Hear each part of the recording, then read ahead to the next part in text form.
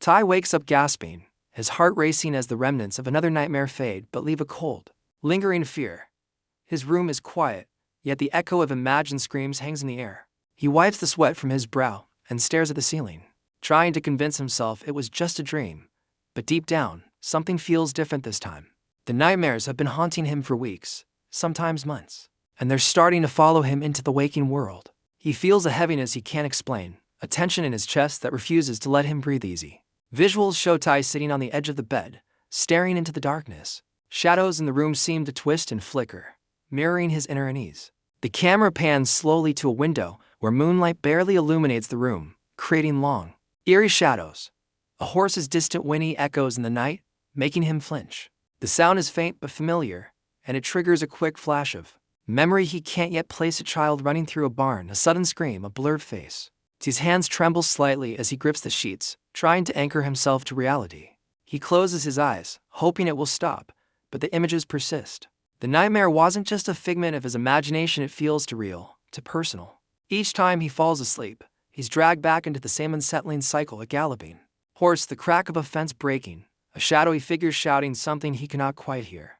The lines between dream and memory blur, and with every new night, his fear deepens. Even in the morning, Ty can't shake the sense that something is wrong.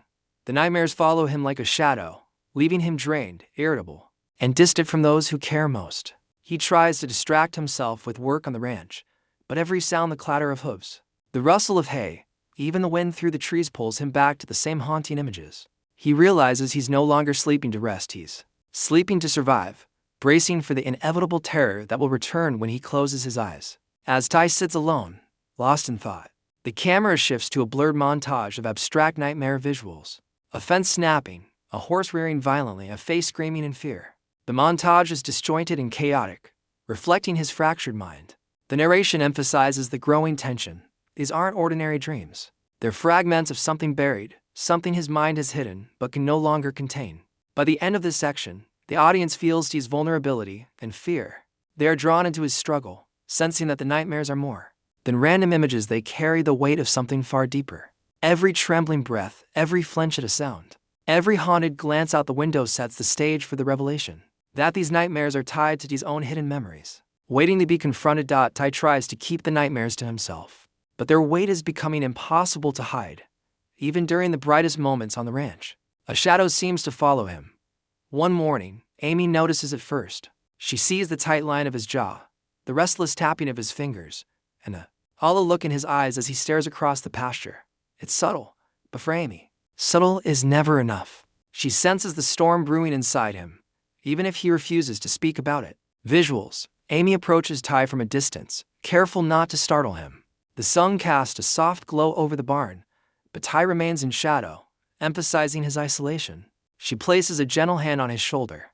He flinches slightly, startled by the simple gesture but not by the concern in her eyes. The camera focuses on his tense shoulders, the hesitation in his movements, the way his gaze avoids hers. Every frame communicates the distance the nightmares have put between them. Despite the love that exists, Ty struggles to find words. He wants to tell Amy, to explain the terror that chases him every night, but the memories are fragmented and overwhelming.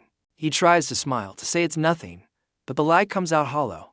Amy leans in slightly, lowering her voice, soft and patient. Ty, I know something's wrong. I can see it. You don't have to carry this alone. The moment is quiet, but loaded with tension. His mind flashes with images from his nightmares, the galloping horses, the shattered fences, the screaming voices, but also with fragments of his childhood, now starting to surface uninvited. His chest tightens as he realizes that telling Amy might mean confronting something he's kept buried for years. The fear of facing those memories is almost as strong as the nightmares themselves. Narration emphasizes this emotional weight. Ty had always been strong, always the one others could lean on. But now, the boy who once ran freely through the fields feels trapped in a storm he cannot outrun. And for the first time, he wonders, can he trust anyone with the truth of what haunts him? As the section closes, the camera lingers on a small, intimate visual. Amy sitting beside Ty on a wooden fence, her hand still on his. His gaze fixed on the horizon, but mine elsewhere. Silence speaks louder than words. The audience senses the internal battle raging within him, the need for support versus the fear of what that support might uncover. It doesn't happen at night.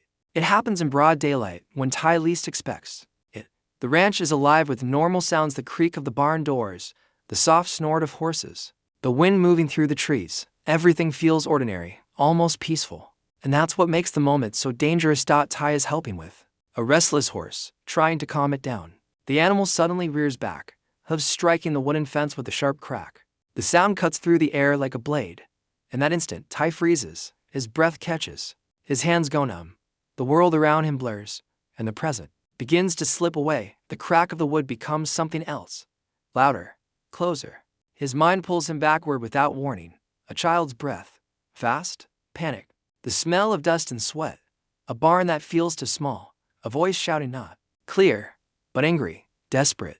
His head begins to pound as images flash through his mind, not like dreams, but like scenes he's lived before. Visuals shift rapidly. The horse's frightened eyes dissolve into the eyes of a younger Tai. The broken fence becomes a collapsing gate from years ago. The bright daylight fades into a darker, colder memory. Tai stumbles back, gripping the fence for support, his heart racing as if he's running for his life. This isn't fear of what might happen. This is fear of what already did. The narration slows, heavy with meaning.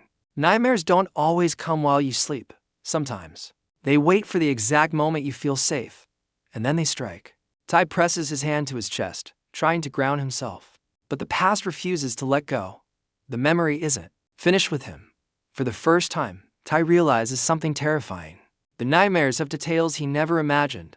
The same sounds, the same fear, the same helpless feeling. No dream could be this exact. No imagination could recreate pain this real. His mind hasn't been creating monsters, it has been hiding the truth. The camera lingers on T's face as understanding slowly replaces confusion. His eyes widen, not in panic, but in recognition. The nightmares didn't come from nowhere. They were memories locked away, sealed by time and trauma. Now, breaking free piece by piece. Tai doesn't move for a long time. The ranch fades into the background, sounds becoming distant and dull, like they're coming from underwater. His mind keeps replaying the same images over and over. But now they don't feel broken or random. They fit together too well. The fear, the sounds, the pain, it all connects in a way that makes his stomach drop. He closes his eyes. And this time, the memories don't fight him. They come forward on their own, clearer, sharper. He sees himself younger, smaller, standing in a place that once felt safe but suddenly turned terrifying. He remembers the cold fear in his chest, the moment he realized he had no control. This isn't a nightmare trying to scare him. This is his life, replaying itself after years of silence. The narration lowers, almost a whisper. You can run from dreams. You can wake up from them. But you can't wake up from the truth. T's breathing becomes uneven as understanding sinks in. The nights he thought his mind was betraying him, it was actually protecting him, locking the memories away so he could survive. Visuals overlap past and present. The adult Tai stands where the child once stood. The broken fence from his nightmares aligns perfectly with the real one in front of him. Even the smell of the air feels the same.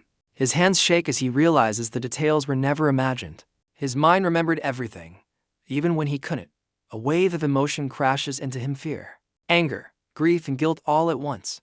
He feels angry at the past, at the people who failed him, and even at himself for not remembering sooner. But deeper than that is sadness, the kind that comes from knowing a part of you has been hurting in silence for years. Tai finally whispers the truth to himself, though no one else can hear it. These nightmares are not warnings. They are memories demanding to be acknowledged. Memories that shaped him, scarred him, and followed him into adulthood. The realization hits harder than any nightmare ever could.